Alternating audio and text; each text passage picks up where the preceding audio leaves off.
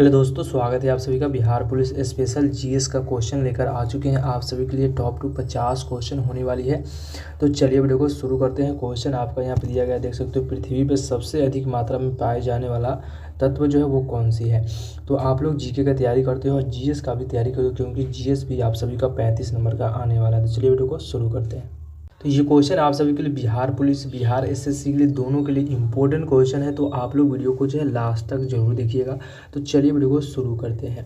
Question आपका दिया गया है, तत्वों का सबसे पहले वर्गीकरण किसने किया था। तत्वों का सबसे पहले वर्गीकरण जो किया था वो किसने किया था।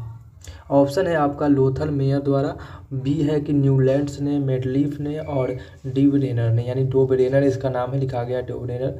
तो याद रखना है आप सभी को। ऑप्शन डी इसका सही जवाब होता है। डोब्रेनर जो है वो अब सबसे पहले तत्व का वर्गीकरण किया था। ऑप्शन डी इसका सही जवाब होता है।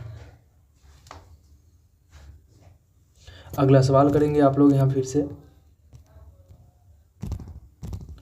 प्रश्न है कि तत्वों के वर्गीकरण के संबंधित त्रिक के नियम का प्रतिपादन किसने किया था। त्रिक के नियम जो आता है उसका प्रतिपादन किसने किया था।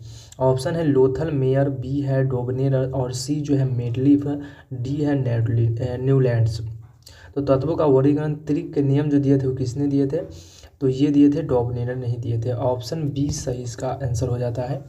अगला सवाल करेंगे फिर से यहाँ पे। प्रश्न है कि तत्वों के वर्गीकरण से संबंधित अष्टक नियम जो है प्रतिपादन किए थे। अष्टक नियम का प्रतिपादन किसने किया था। तो अष्टक नियम का प्रतिपादन ड्रामा ने, डोब्रेनर ने, न्यूलैंड्स ने, मेटलीफ ने। तो इसका सही जवाब होता है न्यूलैंड्स द्वारा जो है अष्टक नियम का प्रतिपादन किया गया था। ऑप्शन सी इसका सही जवाब हो जाता है। अगला सवाल फिर से करेंगे आप लोग। फिर यहाँ पर देख सकते हो, क्वेश्चन है किस वैज्ञानिक ने सर्वप्रथम आवर्त सारणी का निर्माण किया था। आवर्त सारणी जो होती है उसका निर्माण जो है सबसे पहले किसने किया था। तो ये काफ़ी ज़्यादा इंपॉर्टेंट क्वेश्चन है। तो मेटलीफ ने, मोसले ने, रदरफोर्ड ने, न्यूलैंड्स ने। तो इसका आवर्त सारणी का निर्माण मेटलीफ ने किया था। किसने किया था, सबसे पहले मेटलीफ ने किया था। ऑप्शन डी इसका सही जवाब हो जाता है। नेक्स्ट सवाल करेंगे आप लोग यहाँ पे। क्वेश्चन है कि आधुनिक आवर्त सारणी में वर्गों की कुल संख्या कितनी है। आधुनिक आवर्त सारणी में वर्गों की संख्या पूछ रहा है, तो ये कितनी होती है। तो 7 या 9 या 16 या 18। तो वर्गों की संख्या जो होती है वो 18 होती है। ऑप्शन डी इसका सही जवाब हो जाता है। याद रखना आप सभी को, वर्ग जो होता है उसका जो होता है 18 होता है।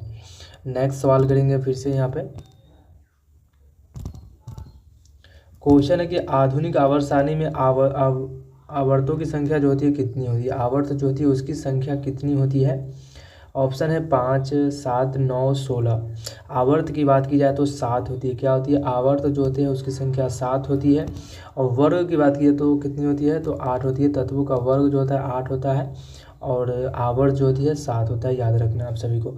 नेक्स्ट सवाल करेंगे फिर से यहाँ पे। क्वेश्चन है कि सबसे भारी धातु कौन सी होती है। सबसे भारी धातु जो होती है वो कौन सी धातु होती है। ऑप्शन है आपका चांदी, बी है सोना और सी है पारा और डी है ओसोमियम।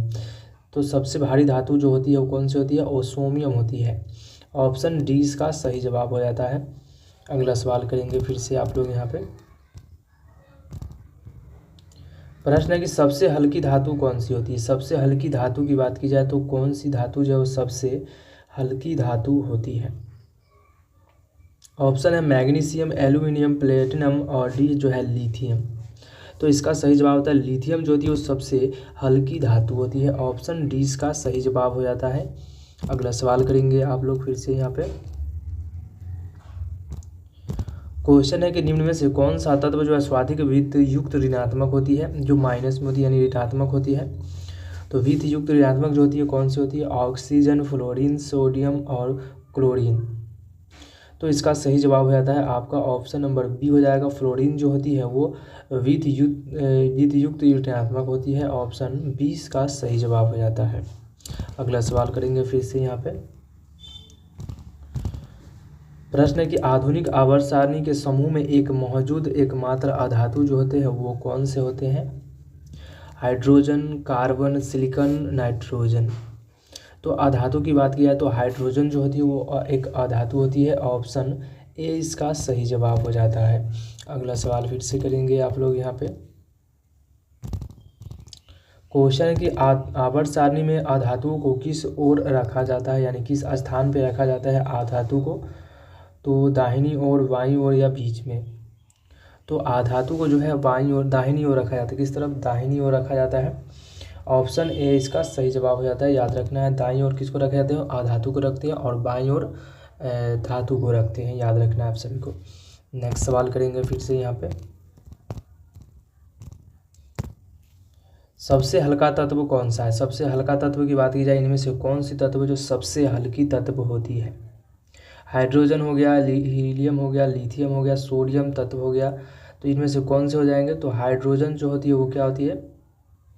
सॉरी, यहाँ पे ऑप्शन ए इसका सही जवाब होता है। ऑप्शन ए, हाइड्रोजन जो होती है सबसे हल्का तत्व होती है। ऑप्शन ए इसका सही जवाब हो जाता है। नेक्स्ट सवाल करेंगे आप लोग फिर से यहाँ पे।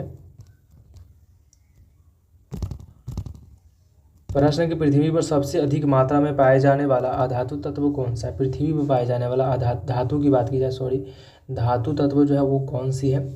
ऑप्शन है लोहा, एल्यूमिनियम, कैल्शियम, सोडियम।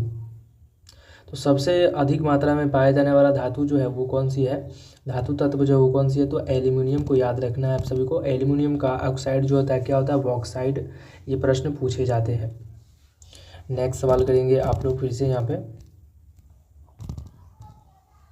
क्वेश्चन है कि पृथ्वी पर सबसे अधिक मात्रा में पाए जाने वाला तत्व कौन सा है? वो धातु की बात है और ये तत्व की बात है, तो इसमें सबसे अधिक मात्रा में पाए जाने वाला तत्व जो है वो कौन सी है? ऑप्शन है ऑक्सीजन, सिलिकॉन, एल्यूमिनियम, लोहा।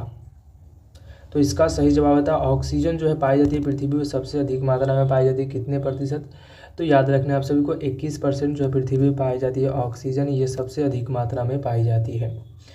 तो ऑप्शन ए इसका सही जवाब हो जाता है। और 78% की बात की जाए तो क्या होती है? नाइट्रोजन जो है 78% पाई जाती है वायुमंडल में। याद रखना है। नेक्स्ट सवाल करेंगे आप लोग फिर से यहाँ पे। नेक्स्ट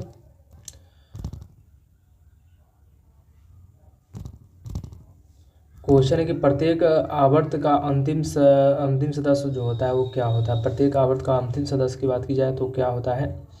तो ये होते हैं एक धातु, सिलिकॉन, निष्कर्षीय गैस, लोहा। तो इसका सही जवाब हो जाता है आपका ऑप्शन नंबर सी होता है, निष्कर्षीय गैस होता है। कौन सी? निष्कर्षीय गैस होता है।